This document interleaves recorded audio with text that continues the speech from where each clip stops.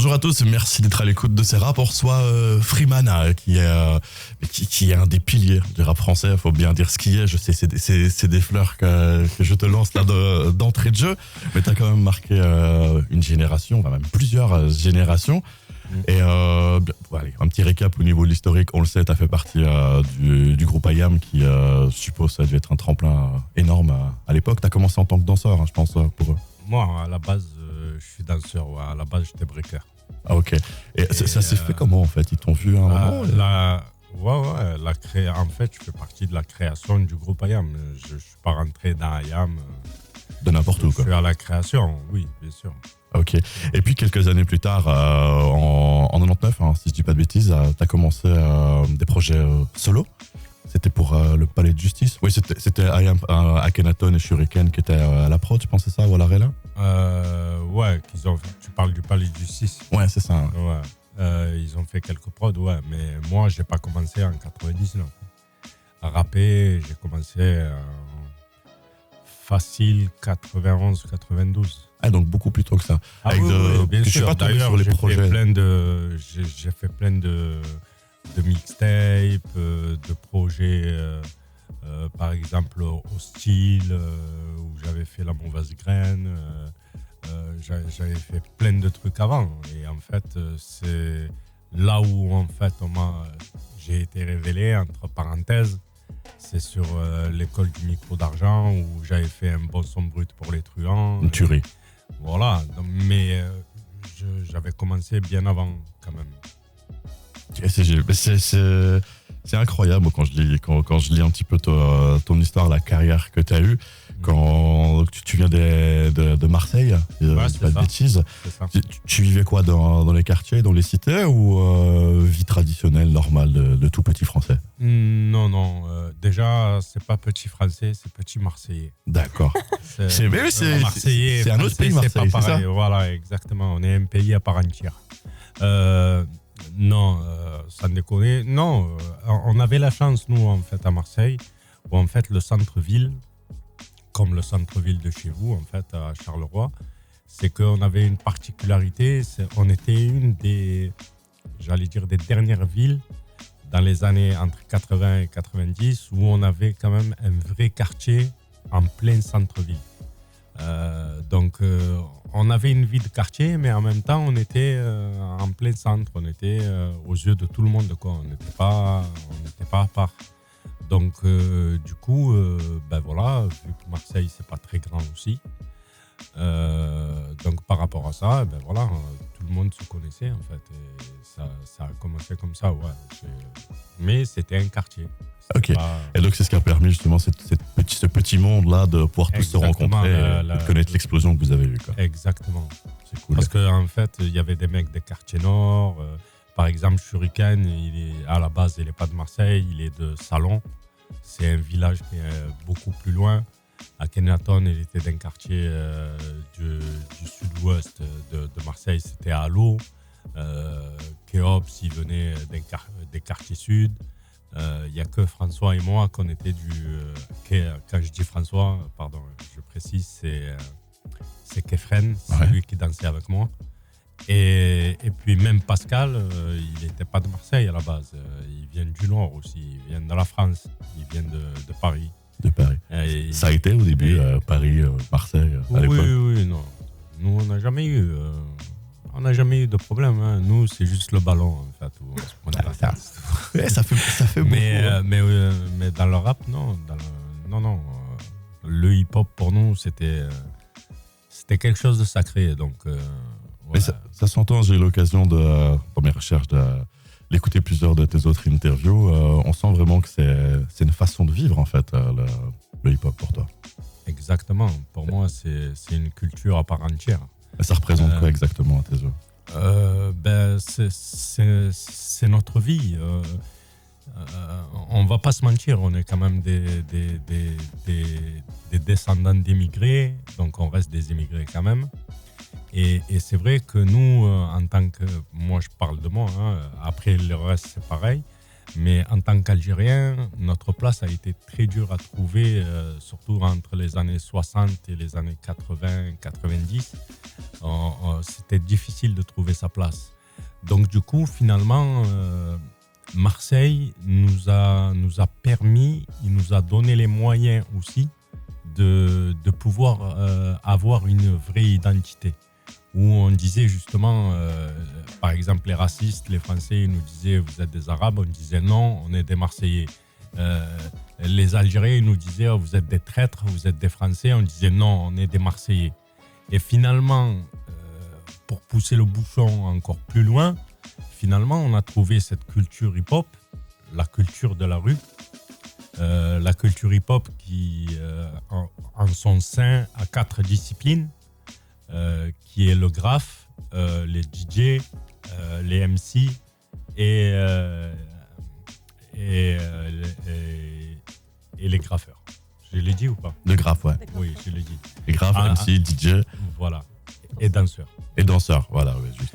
Et donc, par rapport à ça, on a su s'approprier ce côté-là parce que finalement, on a trouvé les mêmes choses qu'à l'époque, ce qu'ils avaient à New York, c'est-à-dire le fait qu'ils soient des immigrés et qu'ils avaient envie de s'en sortir parce qu'on était dans des quartiers, on n'avait aucune sortie, etc.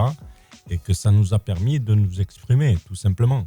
Donc, du coup, oui, maintenant, après, c'est devenu vraiment pour nous un mode de vie. Totalement.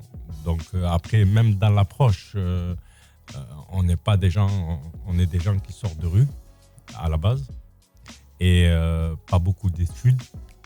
Donc finalement, cette culture-là aussi, elle nous a éduqués. Elle nous a permis de s'auto-éduquer, d'aller vers les bibliothèques, d'apprendre à lire des livres, à apprendre l'histoire du monde, pourquoi, d'où on vient, pourquoi, l'histoire des peuples et ses émigrations, etc., etc. Donc le hip-hop, et donc le hip-hop, pour moi, c'est un peu tout ça. C'est ça qui a fait qu'on génère une telle force. C'est que justement, on a pris conscience que cette culture-là, elle pouvait nous amener quelque chose, mais sans être violent, parce qu'il ne faut pas oublier, de là où on vient, il y avait quelque chose de violent qui sortait surtout à Marseille, hein, je ne vais pas te l'apprendre. Donc voilà, il y avait dans les années 60-70, voilà, c'était très costaud en termes de mafia, etc. Donc voilà, il y avait aussi ce côté-là. Donc oui, après, finalement, la culture hip-hop est devenue un mode de vie. Mode de vie qui a permis, comme tu le disais, une ouverture sur le monde, tout simplement. Exactement, de s'ouvrir sur le monde et de nous ouvrir vers le monde. Et puis aussi, pour que les gens voient aussi que les quartiers, ce n'était pas que les mauvais côtés sur lesquels les gens pointaient les doigts. On voulait justement amener ce côté-là où on disait, d'ailleurs, on avait sorti un son à l'époque où on disait il faut qu'on sorte de là. Par exemple, avec la différence avec les jeunes d'aujourd'hui, c'est exactement l'extrémité, c'est qu'aujourd'hui, ils se complaignent dans leurs bêtises ou en fait, au contraire, ils disent comme quoi ils sont bien, entre parenthèses, excusez-moi du mot, mais ils sont bien dans la merde. Ouais, ils font rien pour s'en sortir. Alors que nous, justement, on disait non. Même si on vient de là, on veut s'en sortir. Il faut qu'on sorte de là. Il faut qu'on amène une autre image. Et donc voilà. Donc par rapport à la question que tu m'avais posée, oui, c'est la culture hip-hop, c'est devenu vraiment un mode de vie. Ben c'est chouette parce que je pense que toi, ainsi que je pense à des groupes comme NTM, le Troisième Œil, le 113 et ainsi de suite, vous avez participé justement à l'émergence de cette culture hip-hop dans toute la francophonie. Merci d'ailleurs, parce que je crois qu'on se serait vraiment embêté, je crois, à un moment, à écouter que de la musique française. J'aime bien, mais à un moment. Ouais, voilà. Et je voulais revenir sur le projet, là, le Palais de Justice, qui était sorti en 99. Pourquoi ce projet en fait? C'était quoi l'inspiration derrière le Palais de Justice à cette époque-là, en 99 ou 99? J'allais dire c'est un peu la suite de ce qu'on était en train de parler. où en fait, on avait l'impression que justement, il n'y avait que les blues noirs qui nous jugeaient. Et on était souvent dans des palais de justice, justement, d'où le titre. Mais sauf que moi, j'ai voulu le tourner à l'envers, justement, parce qu'on a toujours eu cette philosophie et cette manière de penser où on se disait, même si on vit le mal, même si on est dans le mal, même si on pense mal, il faut que quand on fasse des sons, le mal, on le transforme en bien. Donc, par rapport à ça, j'ai transformé le palais du 6, qui était quelque chose d'assez négatif pour nous, en quelque chose de positif, dans le sens où je parlais de mon palais à moi, le palais de notre bouche en tant que rappeur. Et c'était une manière aussi d'amener une autre manière de juger la société, comment on la voyait nous aussi. Parce que beaucoup à l'époque disaient que les problèmes venaient de nous, mais nous aussi on avait des choses à dire. On disait oui, mais si ça vient de nous, c'est parce que oui, vous faites ça aussi. Donc il y avait cette approche où on cherchait à avoir des discussions, on cherchait à partager des manières de penser. Donc c'est là où ça devient un peu plus philosophique. Mais c'est ça aussi un peu le rap, je pense. Hein. C'est beaucoup de philosophie. Oui, bien sûr. Mais j'allais dire terre à terre, c'était un peu ça. D'où ce titre, le Palais de Justice. Album hyper qualitatif. Je propose qu'on s'écoute. Mais je ne jugeais pas les autres. Hein. C'est tout dans cet album. Juste ça, c'est pas juste le jugement de l'autre. Ce qui est bien dans le Palais de Justice, c'est qu'il y a un jugement de nous aussi. Il y a un auto-jugement aussi. Et c'est il y a des choses où quand même on se disait oui, non, ça il faudrait que j'arrête. Donc voilà, le Palais de Justice, c'était pas juste, j'allais dire, une autoroute droite et on va de l'avant. Non, il y avait deux sens. Moi je t'avoue que cet album, j'ai commencé... On critiquait les gens, mais on s'auto-critiquait aussi. Donc... J'ai commencé à le comprendre. À l'époque, j'avais 10 ans quand il est sorti. J'ai commencé à le comprendre, je crois que je devais avoir 16 ou 17 ans. D'ailleurs, j'invite tous les jeunes de maintenant à réécouter des albums comme Le Palais de Justice. C'est une belle leçon qui permet de comprendre pourquoi c'est comme ça maintenant, en fait, je trouve. Et il y a le titre L'intrus qui m'éclate. Je trouve qu'il y a beaucoup de dérision dans ce titre qu'on va s'écouter maintenant et on reviendra d'ici quelques minutes. Tous les albums à l'époque, on disait intro. Et à ce moment-là, on disait, au lieu de dire l'intro, c'est l'intrus qui arrive.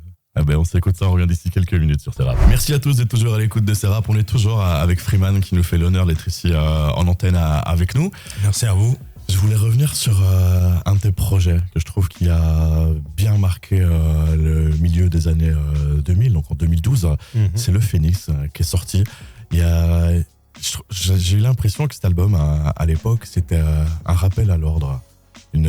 Rappel à l'ordre, c'est peut-être des grands mots, mais qui servait à rappeler certaines choses à l'esprit du rap qui avait été un petit peu oublié. Je me trompe ou Oui, c'est ça. J'aime pas ça, le rappel à l'ordre, parce que je suis pas là pour faire ça, parce que je me mets pas en dehors du hip-hop. Je fais partie du hip-hop, donc les critiques, elles vont pour moi aussi. Donc je me permettrai jamais de juger les autres. Mais c'était une espèce de balise, comme ça, au milieu du temps, où en fait j'étais en train de rappeler justement le hip-hop c'est quoi. Et parce que justement à cette époque-là, ça commençait vraiment à tourner. Et enfin, quand je dis à tourner, c'est-à-dire il commençait à dire que le hip-hop c'était une autre musique. Ou si tu veux, il y avait une autre musique et ils appelaient ça du hip-hop. Donc c'était une espèce de balise comme ça que j'avais jetée, et en même temps ça faisait quand même un moment que j'étais parti du groupe, et puis il y avait j'allais dire tout à l'heure, j'ai dit ça en rigolant, mais c'était un peu vrai. J'ai pris le bâton et c'était plus Moïse, c'était Fré Ruiz. J'ai traversé le désert et c'était une période très compliquée. Mais justement, encore une fois, j'ai essayé de revenir avec cet album Le Phénix où justement je dis, ben voilà, même si tout ce qui est arrivé, etc., la musique, elle est toujours là et il y a toujours moyen de faire des bonnes choses. Et d'où est venu le titre du Phénix. Pour moi, c'était vraiment une renaissance. Ok. Et justement, ça a été compliqué durant. Donc c'est plus ou moins en 2007-2008, hein, je pense que tu as quitté le groupe IAM. C'est ça, c'était 2008, je crois, parce que on a fait le concert aux Pyramides, sous les pieds des Pyramides, en 2007. Donc, ouais, ça devait être 2008. Ouais, ça a été compliqué ces 4 années en solo de se réinventer peut-être? Non, c'est même pas se réinventer parce que j'ai charbonné. Hein. J'ai fait, je crois, 5 ou 6 albums en 4 ans. Donc, je sortais un album par an et même plus, sans compter en fait tous les featuring que je faisais. Donc là, je parle que mes projets à moi. Non, en fait, je me suis caché derrière la musique. Mais en même temps, c'était tellement, j'allais dire, divers ce que j'avais fait. J'avais fait beaucoup de choses et j'avais l'impression que je m'étais un peu perdu. Tu vois, il y a un proverbe chez nous qui dit quand on court plusieurs lièvres à la fois, le soir on mange que des légumes. Et ben voilà, j'avais un peu cette impression-là que je faisais du rap, mais que le hip-hop avait disparu, bizarrement. Tu vois, parce que c'est ce qu'ils disaient les gens à cette époque-là. Quand je leur posais la question, je leur disais alors le hip-hop, ils me disaient non, moi le hip-hop je connais pas, moi je rappe, moi je suis un mec de rue. Comment ça, tu rappes et tu n'es pas dans le hip-hop? Non. Le rap, c'est le hip-hop. Voilà. Donc par rapport à ça, voilà, j'ai voulu essayer de me reconcentrer. Et d'ailleurs, je pense que c'est peut-être un des albums les plus IAM que j'ai pu faire. Moi, en réécoutant cet album, il est plus proche de IAM que par exemple le Palais de Justice ou Sous la Mine ou les autres albums que j'ai fait. Mais c'est vrai que quand on écoute au niveau du parler, la manière de kicker et tout dessus, c'est vrai qu'on retrouve beaucoup. Même le choix musical. Ouais, au niveau des prods. C'était beaucoup plus ricain que ce que j'avais fait auparavant. J'allais chercher des samples un peu orientaux, un peu machin, etc. J'allais à la recherche de musique, alors que là, c'était quand même très, très, très hip-hop new-yorkais. T'es parti aux États-Unis faire un peu d'écolage ou pas du tout, comme on a pu le faire à Kenaton à une époque, ou rien à voir? Ah oui, moi, tout le temps, on n'a jamais arrêté. Ouais. Par exemple, celui qui m'a fait l'album en son du Phénix, c'est un mec qui travaille avec Jay-Z, avec Snoop, avec Red. Il a fait quelques sons pour Nas. Voilà, c'était un mec qui s'appelait Shuko. Et en fait, c'est un Allemand de base qui vivait à New York. Donc, en fait, j'ai toujours gardé le contact avec plein de MC. New York, pour moi, voilà, hein, ça reste. Il y a eu des feats. Ça reste la Mecque. Oui, bien sûr. Sur le dernier album que je viens de faire, Des Z au carré, j'ai invité Lil Femme de MOP. Ah oui. Par exemple. Ouais, Des Z au carré, qui est le duo que tu fais avec l'Indésirable. Ok. Ouais. On va en parler aussi un petit peu tout à l'heure. J'ai toujours gardé des contacts. Même s'il y en a qui sont un peu plus connus que d'autres. Mais j'ai toujours gardé contact. Que ce soit les MC ou les producteurs musicaux. Et la philosophie hip-hop francophone ou anglophone, c'est la même chose, où il y a énormément de différences? Parce que pour l'instant, quand on regarde un petit peu le milieu du rap américain, c'est un milieu qui est très gangsta, qui est très imprégné. Enfin, les gros noms, on va dire, ceux qui font plus parler d'eux dans les médias. Mais bon, en même temps, ça reste, j'allais dire, c'est Hollywood. Voilà, ça leur sert aussi. J'allais dire, l'image, elle fait partie intégrante des MC. Mais Mais pas tous ils le sont, hein, ça c'est sûr et certain. Non, ce serait vraiment dommage. Par contre. Oui, voilà. Non, ça fait partie du truc. Mais après, ouais, il y a une très très grosse différence. C'est que on a la particularité et la chance, je pense, qu'on écrit beaucoup mieux que les MC américains, qui sont quand même un peu plus freestyle. Après, pour arriver au niveau de Nas, au niveau de, je ne sais rien, moi, Eminem. Voilà, Eminem, voilà. Je veux dire, c'est des particularités vraiment aux États-Unis. Et d'ailleurs, c'est pour ça qu'ils marchent. Hein, Ouais. Parce que il n'y a personne qui est à leur level en termes d'écriture.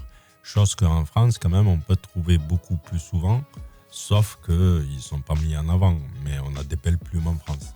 C'est ça qui est un peu dommage dans l'industrie musicale maintenant. C'est plus le côté, à dire commercial, qui fonctionne un peu. On a tendance à revenir un petit peu aux bases, justement, au niveau de l'écriture et de retrouver des beaux textes. Il y a des artistes qui arrivent à percer. Je pense aller, par exemple, chez nous en Belgique, à Scylla, qui est un artiste que j'adore. Je ne sais pas si tu connais. Ouais, j'ai entendu parler. C'est un gars de Bruxelles. Au niveau de la plume, je trouve qu'il est très, très bon. Ouais, c'est là. C'est dommage qu'on ait perdu un petit peu ce truc-là. Et je pense que c'est un petit peu ce que tu voulais laisser sous-entendre à certains moments dans le projet Le Phénix. On avait perdu un petit peu cette fibre lyricale qu'on a pu avoir. Exactement, surtout dans l'écriture. C'est exactement ce que tu dis. Parce que il y avait ce côté où quand je parlais avec les MC, etc., il me disait, alors c'est le mot à la mode en ce moment, hein, il me dit, ah, c'est bon, les prises de tête, ça suffit, maintenant il faut qu'on s'enjaille. Alors, maintenant on va trouver qu'est-ce que c'est on s'enjaille. On s'enjaille, ça veut dire, voilà, plus de prises de tête, on veut s'amuser, on veut sauter, on veut que les culs bougent, et point basta. Moi, je disais, mais enfin, dans le fini, c'est ce que j'essaie d'expliquer, c'est que on avait ce côté-là, nous aussi. Je veux dire, nous, par exemple, que ce soit YAM ou même d'autres groupes, hein, la FF, Troisième Œil, on avait le côté, entre parenthèses, prise de tête, sans l'être, hein, moi je pense, mais après, chacun il a sa vision. Mais il y avait aussi le côté dansant. Je veux dire, la preuve avec le Mia, je veux dire... Là, on parle d'une extrémité à une autre.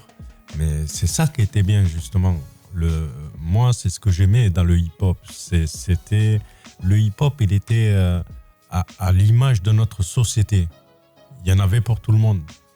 Il y avait de l'écrit, il y avait des trucs où tu avais envie de jouer, ben, tu écoutes, tu danses. Il y avait, par exemple, des faflarages...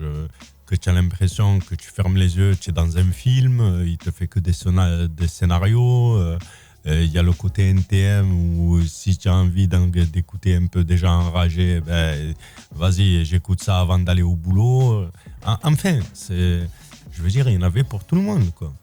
Et il y avait le côté un peu plus politique avec notre Black Panther à nous, Kerry James. Voilà, un peu revendicatif. Mais moi, c'est ça que je trouve beau, justement. C'est que c'est à l'image de notre société. Il en faut pour tout le monde. Il y avait des trucs rigolos aussi. Je pense à des poteaux de Paris comme... il y avait le Stomy qui faisait un peu le fada de temps en temps. Enfin, voilà, il y avait les sages poètes de la rue qui faisait danser aussi. Il y avait le côté un peu bounce avec Bustaflex. Et j'en sors. Voilà, tous les gens que je t'ai cités là, il n'y en avait aucun qui était pareil, mais en même temps, sous la même bannière, c'était du hip-hop. Et ça, je pense que c'est ça qu'on était fiers en fait. Aujourd'hui, j'ai l'impression que non. Maintenant, on trouve plein de mots pour essayer de mettre le hip-hop dans des cases. Et d'un coup, on dit, eh ben voilà, ah, toi, c'est la old school. Ah, toi, c'est boom bap. Ah, toi, c'est drill. Ah, toi, c'est trap. Toi, c'est machin. C'est quoi ça? Moi, je fais pas de la musique pour qu'on m'enferme, pour qu'on me mette dans une boîte. Moi, mon surnom, c'est Free. Ne me branche pas. Si tu veux, je t'explique mon arbre généalogique musical et tu vas comprendre que j'ai pas besoin qu'on me mette dans une case. Parce que on fait partie, j'allais dire, la chance. On a la chance, nous, le hip-hop, d'être la seule musique où on peut choisir un tam-tam africain avec un violon chinois et prendre une guitare basque et je t'en fais un son. Ça restera du hip-hop. Chose que, par exemple, si je dois revenir sur l'arbre généalogique de la musique, si on prend du blues, si dans le blues tu n'as pas la guitare, ça va pas, c'est pas du blues. Si on prend du rock, si le rock, il n'y a pas la batterie, il n'y a pas la guitare électrique, c'est pas du rock. Si tu vas vers le jazz, il n'y a pas de piano, il n'y a pas un charlet machin, ben c'est plus du jazz. Donc voilà, être conscient de la chance qu'on a de faire partie de cette culture du hip-hop. Et ça, on essaye de nous enfermer aujourd'hui. Justement, comme je te disais, dans des cases, en essayant de nous donner des noms pour chaque mode qui sort, là, tu vois. D'ailleurs, à l'époque, la première musique qu'ils ont essayé de nous coller, c'était la techno. Et ils disaient, ouais, c'est la cousine du hip-hop. D'ailleurs, je l'ai sorti dans un de mes textes. Je disais, non, la techno, c'est pas ma cousine, frère. C'est deux mondes totalement. Voilà, donc voilà, mais ça a commencé comme ça à cette époque. Donc c'est pour ça que je dis, ça a commencé bientôt.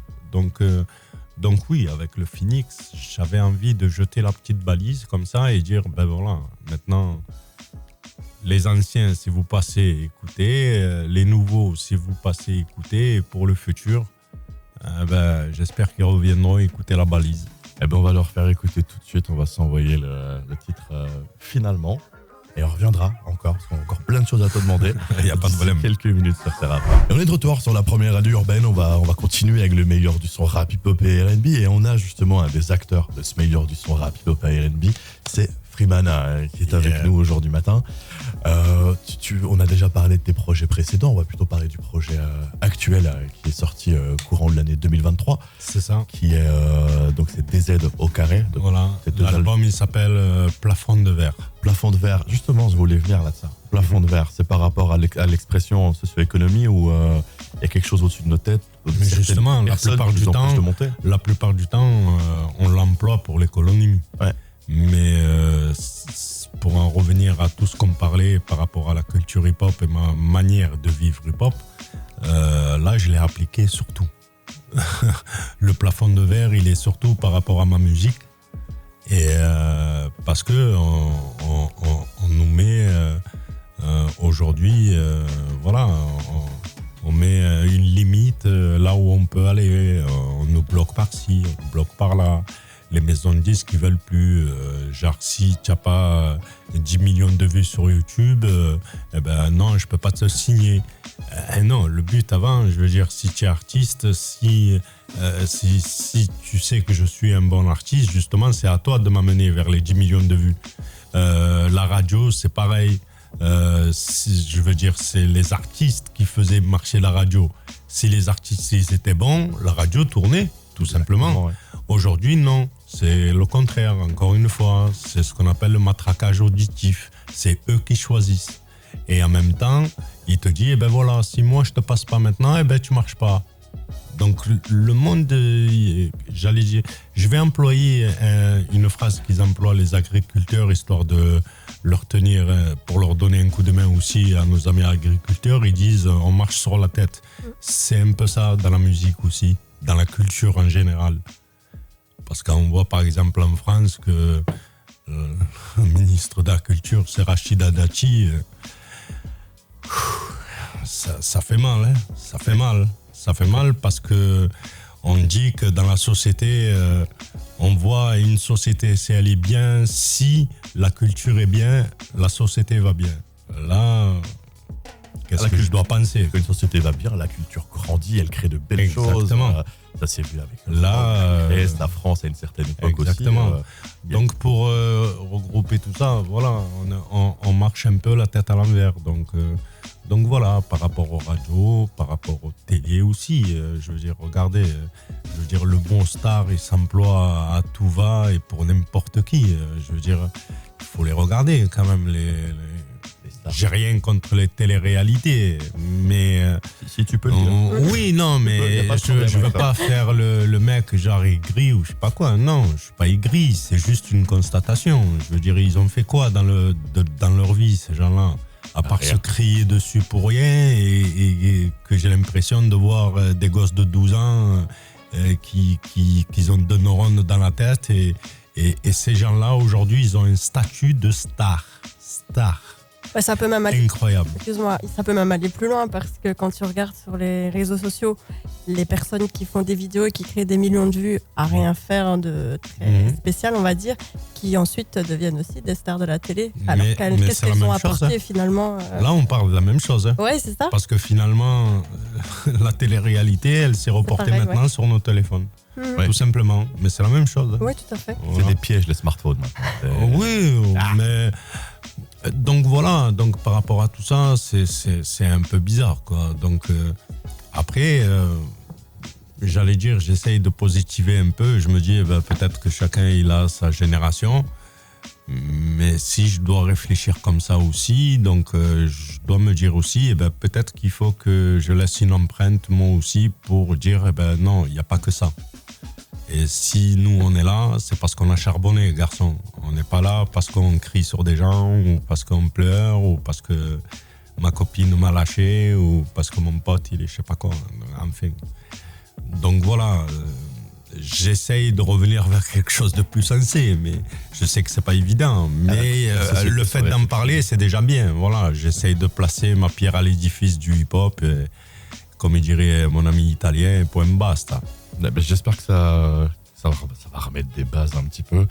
C'est bien d'avoir des projets un peu plus conscients. Tu disais tout à l'heure que le rap conscient, justement, c'est un petit peu perdu à une certaine époque. J'ai l'impression, c'est un sentiment dans l'air que j'ai comme ça en entendant certains artistes de maintenant, qu'il y a justement... leur conscience, c'est un peu plus éveillée, entre guillemets, qui se disent qu'il faut qu'on revienne à certaines bases. Sur DZ au carré, pourquoi un duo en fait et pas juste toi?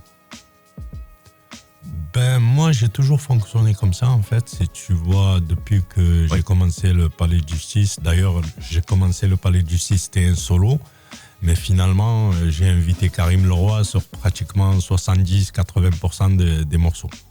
Donc j'ai toujours fonctionné comme ça. Je crois que c'est Shuriken qui avait sorti ça à l'époque et il disait, les gars, on est des gars de meute, on n'est pas des soloistes. Et il avait un peu raison sur ça. Donc je cherche toujours à amener quelque chose de nouveau avec moi. Et donc par rapport à ça, j'ai créé des Z au carré justement pour faire connaître cette personne qui est l'indésirable, parce que je trouvais qu'il avait une belle plume justement.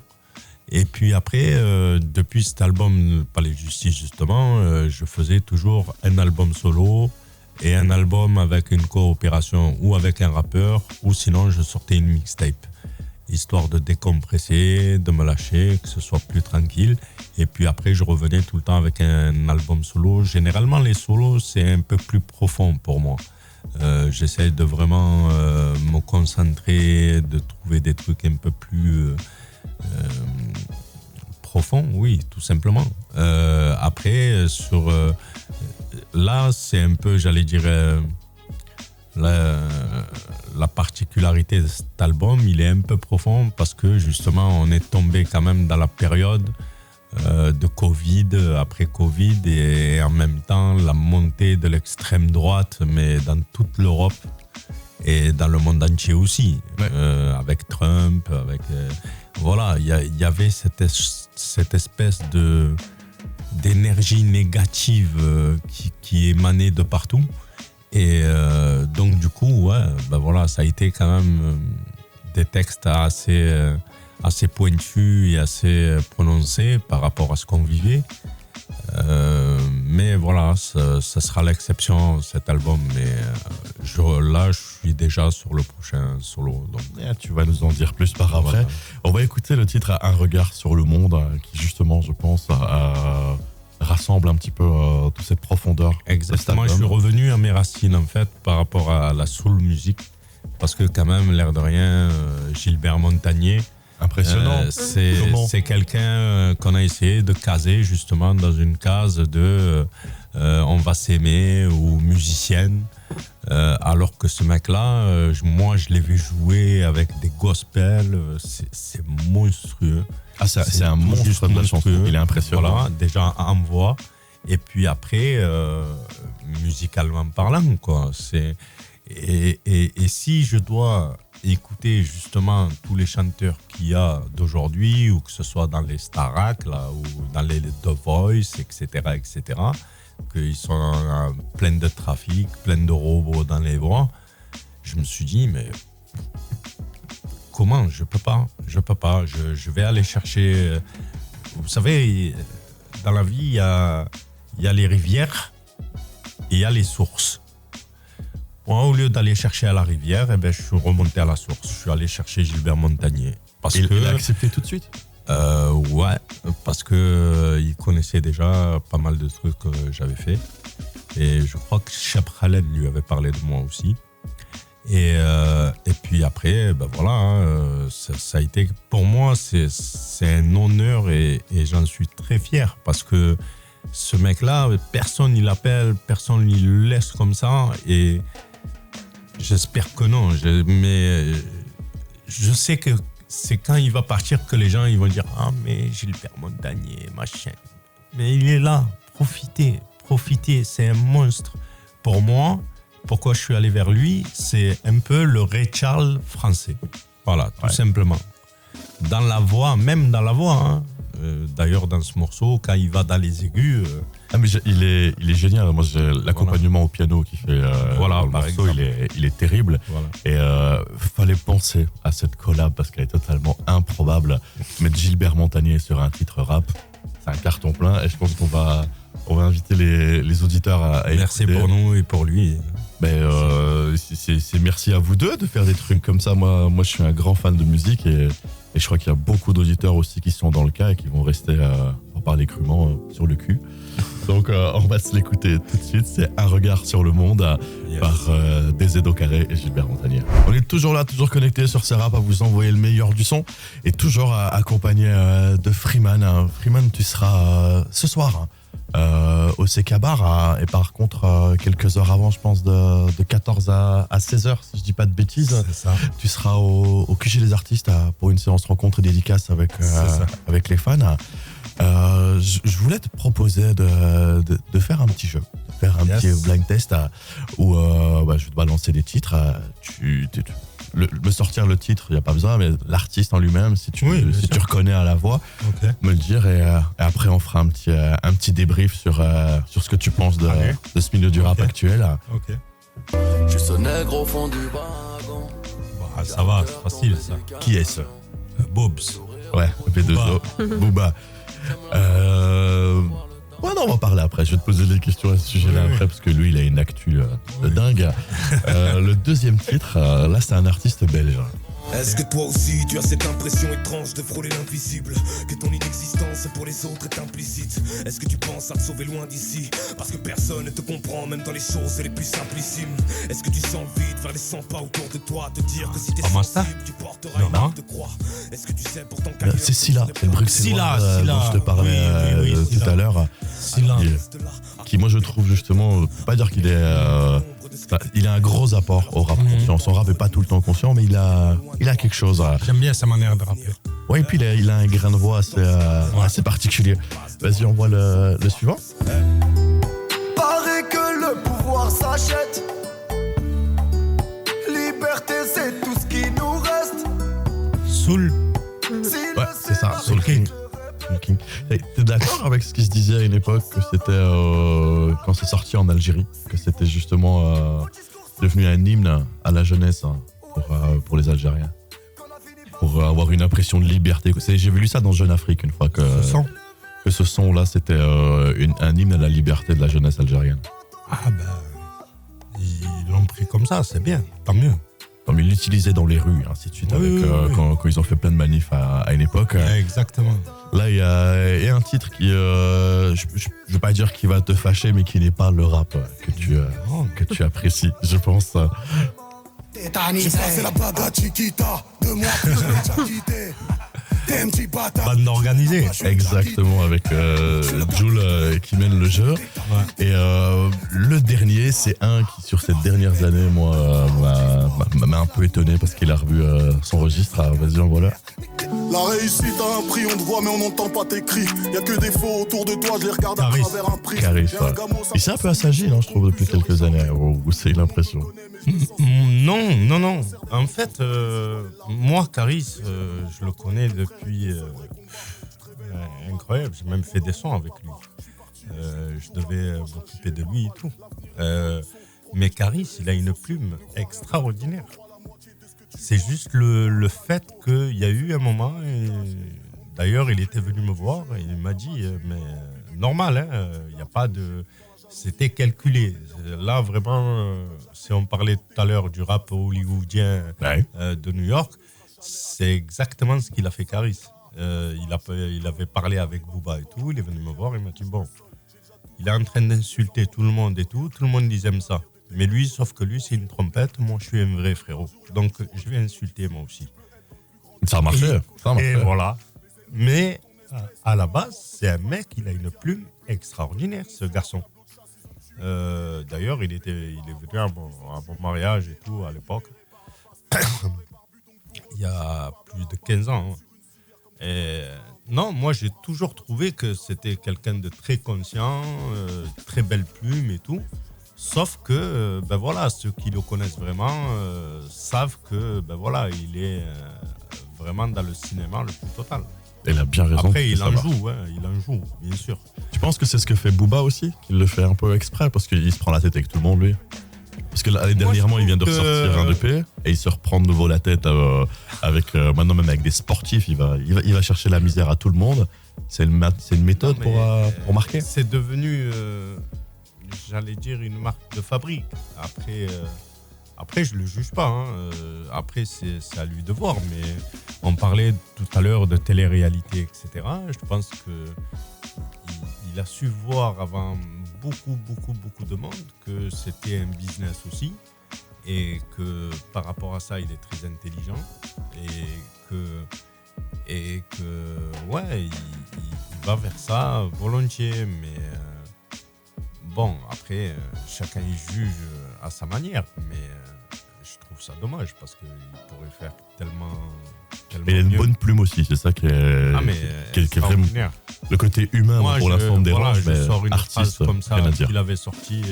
C'est bidon, c'est naze, comme un drive-by en VTT. Voilà, tu vois, moi, la belle époque, moi, j'ai encore des rimes à lui qui sont incrustées dans ma tête. Tu vois, donc, je sais que quand quelqu'un il est bon, tout simplement.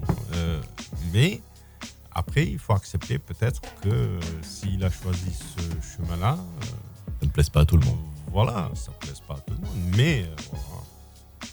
C'est C'est dommage. Moi, je dis que on revient au hip-hop et à la culture hip-hop, on a perdu un grand soldat. Ouais, c'est vrai que c'est dommage. Mais il écrit encore des trucs corrects, j'ai envie de dire. Non, mais ça, C'est le spectacle autour Oui, moi, voilà. qui m'embête. En parlant d'artistes qui écrivent avec une certaine plume, Jul, qui est de Marseille aussi. Est-ce que tu écoutes, tu connais, tu valides Ben, de toute façon, Jul, que tu le veuilles ou non, tu l'écoutes. Ouais, Donc, il est quand 1500 arrive, titres à l'année. Matraquage, on avait sorti ça hier, mais le matraquage auditif. Donc, que tu le veuilles ou non, tu marches dans la rue, et dans la voiture, tu l'écoutes. Tu marches dans un centre commercial, tu l'écoutes. Tu es assis à un bar, tu l'écoutes. C'est incroyable. Enfin, après, encore une fois, voilà, c'est pas ma cam. Mais, je l'ai entendu rapper vraiment. Il est bon. Ah, il kick, Ça me il kick casse vraiment bien. Hein. Ça me casse les pieds parce que je me suis dit, mais tiens, si je m'attendais à ça, mais il est là. Moi, j'écouterai pas. Moi, c'est pas quelque chose vers quoi j'irai. Mais j'ai écouté quelques sons avec Alonso, avec d'autres personnes. Et il est là, il m'envoie. Ah non, mais il est vraiment bon. Donc après, et en plus, de toute façon, je suis obligé d'écouter par rapport à mon fils, aux enfants de mon frère, qui me matraquent, qui me prennent la tête toute la journée. et qui me dit, mon fiston, qui me dit, Pops, tu comprends rien, Pops. Il y a des bonnes choses aussi. Des machins. Bon, c'est la guéguerre avec mon fils. C'est vrai que ça doit être intéressant à voir. Ça. Le fils qui essaie d'éduquer le papa au rap de maintenant. Bien sûr, mais bizarrement, j'ai cette chance où en fait, je l'éduque aussi parce que moi, avec mes enfants, je parle pas de musique. Voilà. Moi, quand je suis avec eux, je suis le papa et toi, tu es mon fiston. Ça s'arrête là. On parle pas de musique avec moi. On parle études, on parle machin, il n'y a pas de problème, mais en dehors de ça, tu ne parles pas de ça avec moi. Et bien maintenant, bizarrement, qu'il a 22 ans, il redécouvre plein de trucs que ses potes, ils lui font écouter, et il vient me voir et me dit, oh Paps, tu as fait ça? C'est pas possible. Ah ouais, tu as parlé de ça? Et pourquoi tu m'en parles pas? Et voilà, et bizarrement, c'est grâce à mon fils que je me rends compte que même les nouvelles générations, ils sont en train de revenir vers ce côté hip-hop où il y a de l'écriture quand même. Parce que justement, ben voilà, il y a l'adolescence. Après, quand tu passes l'adolescence, je pense que ben voilà, il suffit que tu tombes sur une fille, tu commences à te poser, d'un coup, peut-être un enfant, un machin, tu vas réfléchir différemment. Et c'est là où justement, ils vont aller chercher autre chose. Parce qu'ils se disent, je ne vais pas écouter ça toute ma vie, moi. Donc voilà. Mais c'est une bonne chose, je trouve que c'est... J'aime bien ta réponse. Hein, j'essaye, comme on parle depuis tout à l'heure, d'amener des choses dans mes projets. Mais finalement aussi, la nouvelle génération, que ce soit mon fils, les enfants de mon frère ou les enfants de mes potes, ils m'apprennent aussi. Je continue à apprendre. Et l'élève devient le maître. Ouais, ça va dans les deux sens. Exactement. Je vais rappeler quand même que tu es ce soir au CK Bar à Charleroi, c'est à l'avenue de l'Europe, et que de 14 à 16h, tu seras présent au QG des artistes. Yes. Allez-y, foncez. Hein. Je pense qu'au CK Bar, vous allez passer un chouette moment. On a fait quelques photos en mode b-boy. Ouais. C'est un mot qu'on n'entend plus, ça aussi. Non, c'est vrai. Ça. B-boy, B-girl. C'était, je pense, le premier nom d'Ayam. Hein. Ça se rapproche de ça, non? B-boy stance. Ouais, voilà, ça se rapproche. B-boy, c'était les vrais mecs du hip-hop. Mais qui suivaient les 4 disciplines du hip-hop. Ce que cite l'AFF dans... Parce qu'on était, par exemple, moi j'étais danseur, mais je baquais les rappeurs. On allait voir le DJ, on disait la musique et on essayait de l'emmerder aussi. Et puis dans les soirées, mes potes, quand ils faisaient les graphes, ils nous donnaient les bombes et ils nous disaient, bon voilà, moi je fais ça, je fais le graphe, toi tu remplis les trous. Donc voilà, on était mais vraiment impliqués dans les 4 disciplines. Un b-boy, c'est ça. C'est pas juste regarder les autres disciplines et se dire ouais, je fais partie de la famille du hip-hop. C'est un b-boy, c'est être impliqué dans les 4 disciplines. J'espère en tout cas que tu vas appliquer ce truc-là ce soir au QG, que tu vas retourner l'endroit. Le public aussi. En tout cas, c'est des Carolos. On va essayer de les amener là-dedans. Mais je suis sûr que ceux qui vont venir, ils seront bien chauds à mon avis. On va te laisser repartir parce que tu dois encore blindé de choses à faire aujourd'hui. Encore un tout grand merci de nous avoir. Merci à vous, merci pour l'invite, ça m'a fait plaisir, surtout que ça faisait longtemps que j'étais pas revenu à Charleroi. Ça me fait vraiment plaisir.